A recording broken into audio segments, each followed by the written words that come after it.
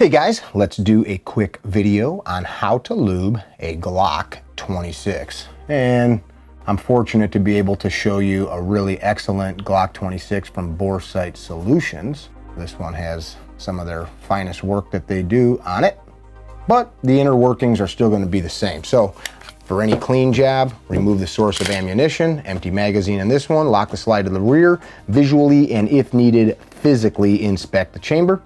Really good habit to do that twice if you need to. Look away, you can look back. Don't get complacent with firearms.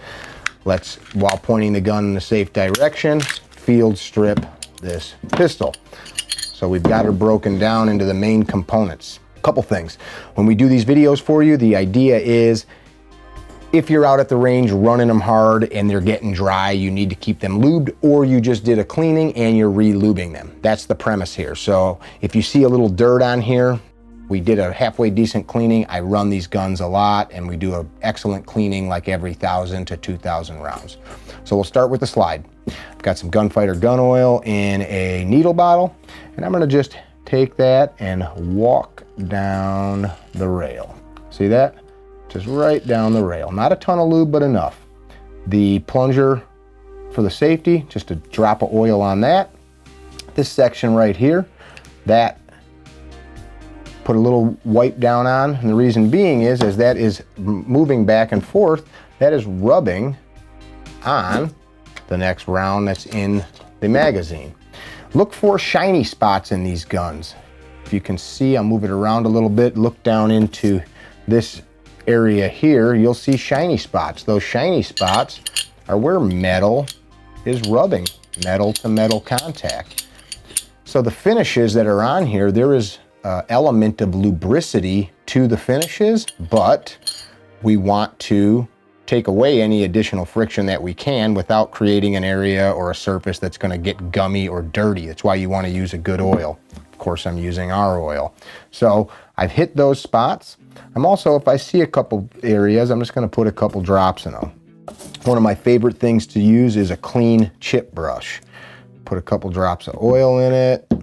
Take that brush and I'm just going to wipe down the inside. So I first showed you some points to hit. The reason that I use this is I kind of want to wipe a little bit of oil. Some guys freak out. Oh, Mick, that's way too much oil. Just relax. Get this area, the breech face and the extractor, a little bit of oil on them. I like to get the sights, a little wipe on the sights, and that's because that tool steel that those are made out of can get rusty, especially if it's a gun that you're carrying and it's next to your skin. Now just wipe it down. Well, why'd you put it on to take it off? Well, good oil like this is going to, one, clean some carbon off when you're wiping. Two, it's sticking to the surfaces. It's definitely way more lubed up than it was. And I'm gonna shoot this gun, so I wanna be able to hold on to it. We're gonna go to the barrel now. The lugs, the chamber, wanna just hit that with a little bit of lube, and the barrel itself, because these parts are rubbing on the inside of the slide like I showed you. I'm also gonna take a clean cotton patch. Now, if I was out in the field, I probably wouldn't do this unless I had shot a ton and I started to see like a degradation of accuracy, but if that was happening, I'd probably need to do a better cleaning than this. Occasionally, I will use one of these without anything in it. Just be careful that you've got either a brass or a wood rod, something that's not gonna mar the finish or cause damage to the rifling. So I'll wipe that down, take a little bit off of there so it's not too wet, but wet. Now, as these parts are touching, as this gun's going in and out of lockup, it's not doing metal to metal contact. There's some lube in there filling in those little fissures. I see one spot right there that I want to make sure I get good and lube, and that's where this touches. Oh man, that's nice. We're gonna take the spring, and we're just gonna wipe a little bit of lube. This brush is not super wet, but you can see if Drew sees that spring, it's just a little bit of oil on there. That way these parts are not dry. Shove that back in, and we'll set that aside for a second. We'll come to the lower, the frame, these 4 points. 1, 2, 3, 4. Now, one point we want to look at on a Glock, that connector there and trigger bar. Touch right here, right there. I want to get a little bit of lube on there. Just one little drop. Move it back and forth. Oh, that's really nice. This has an Apex trigger in it too that Ben put in here, so it's even sweeter. Not a lot of oil. Don't start filling that area up with lube. It's not how that's supposed to work. Keep it out of the striker channel that can have hydraulic action and actually slow the striker down where you get misfires or poor strikes on the primer. Safe direction with the muzzle, and we will reassemble the pistol.